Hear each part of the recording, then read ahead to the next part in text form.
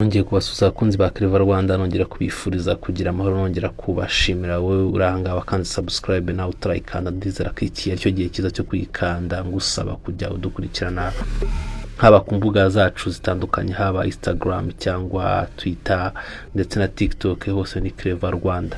Nkuko twabyemeje kandi tugomba kujya tubibagezaho hano kuri Clever Rwanda, tubagezaho ibintu biri kuvugwa cyangwa ibintu biri gutrendinga haba ku mbuga nkoranyambaga ndetse no haba muri Afurika ndetse no ku yindi migabane muri rusange. Ibintu bikaba bikomeje kuba gateranzamba kanyirabanzamba kuri Repubulika Iharanira Demokarasi ya Kongo, bitewe n'umutwe wa M23 aho ukomeje kuvuna umuheha ukongezwa undi.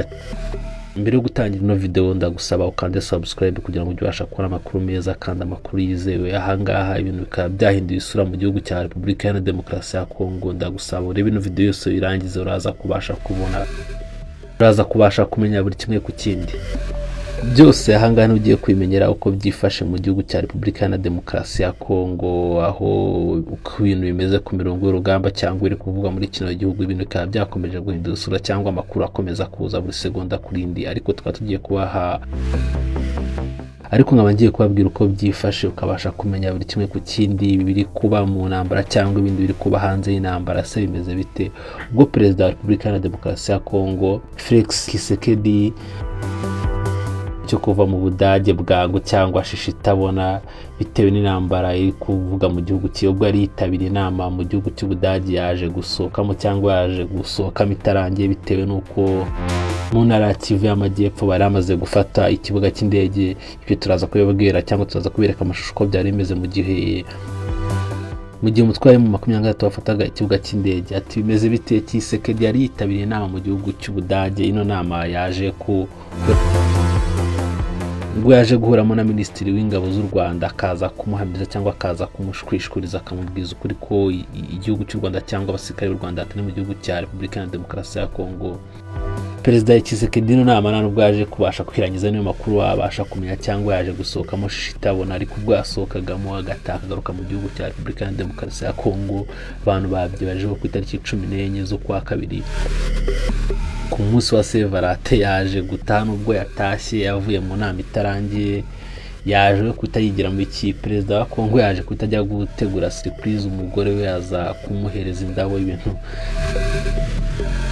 Ibintu abantu baje guseka bivuga ati abandi bari mu ntambara, abandi bari gupfa, igihugu kiri gufatwa na M23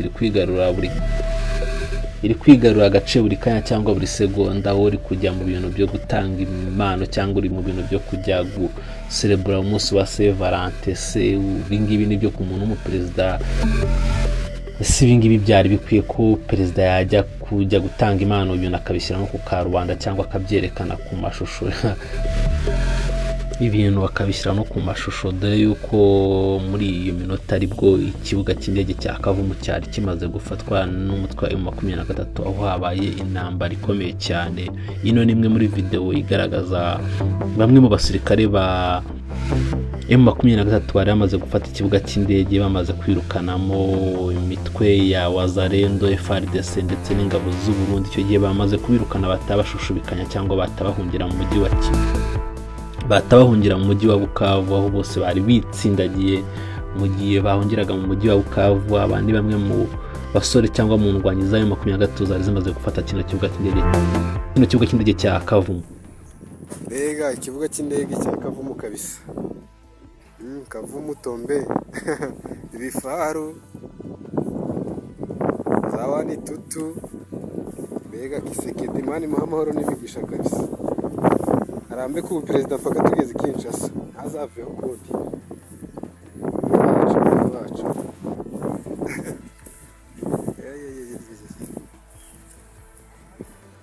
Ibi ni ibifaru ziba zita wani tutu, ubundi irasa mu birometero birebire kabisa.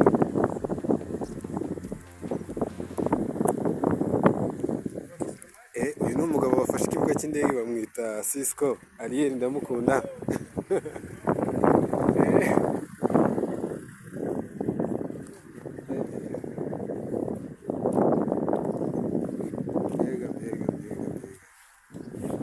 Wani tutu bunani buracyakomeje kabisa.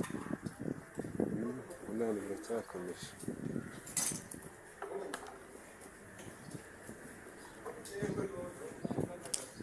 Naha iyo bayita wani tutu.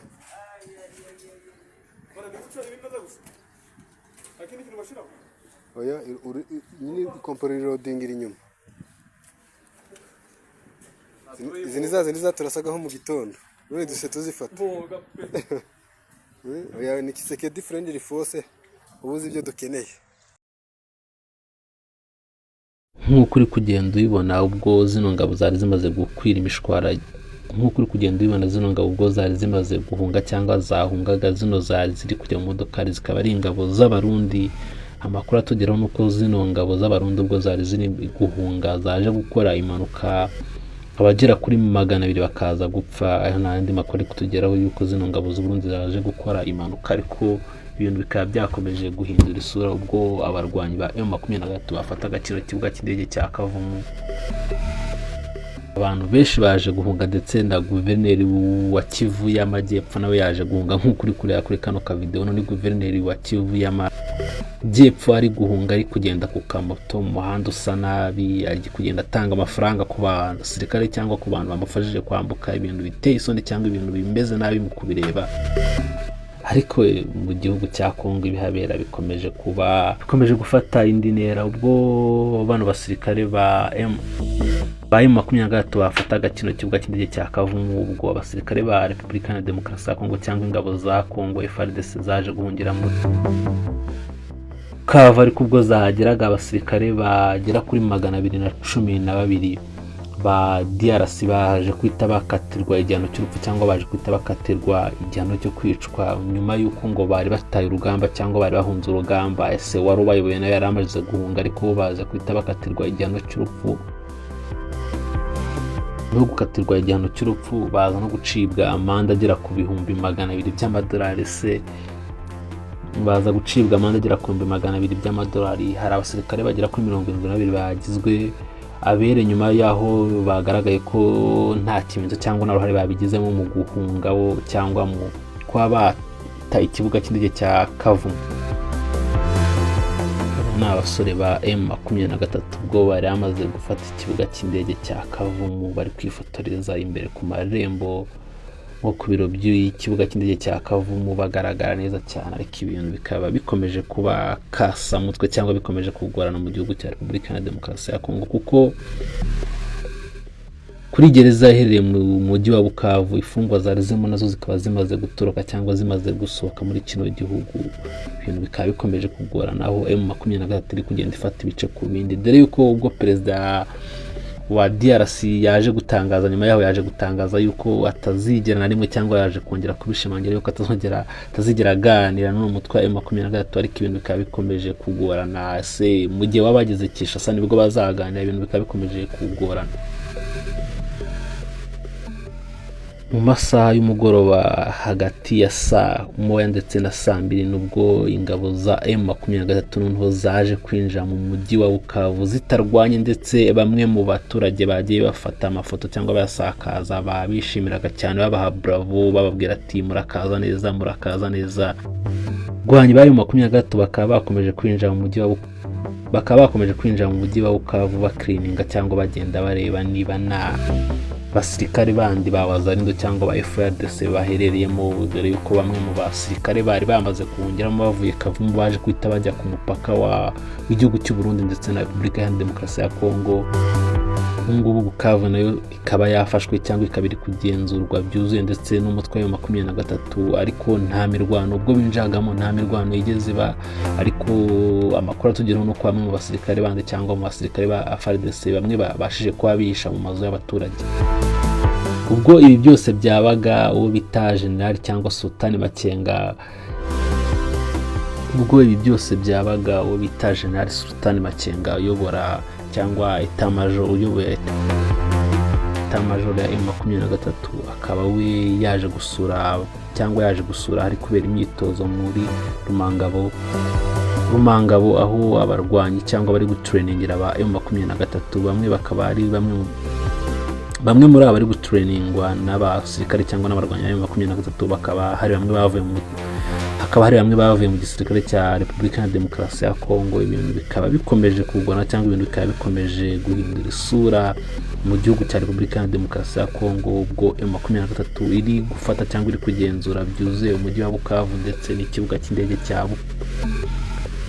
cy'indege cya Kavumu nyuma y'ibyumweru bitatu ifashe umujyi wa Goma. Nyuma y'ibi byose biri kuba, bamwe bari kwibaza ati se M23 gahunda no kugera Kinshasa, gahunda no kugera Hinda. Gusa uri kuri ino video utarakanda subscribe kugira ngo ubashe kudukurikirana.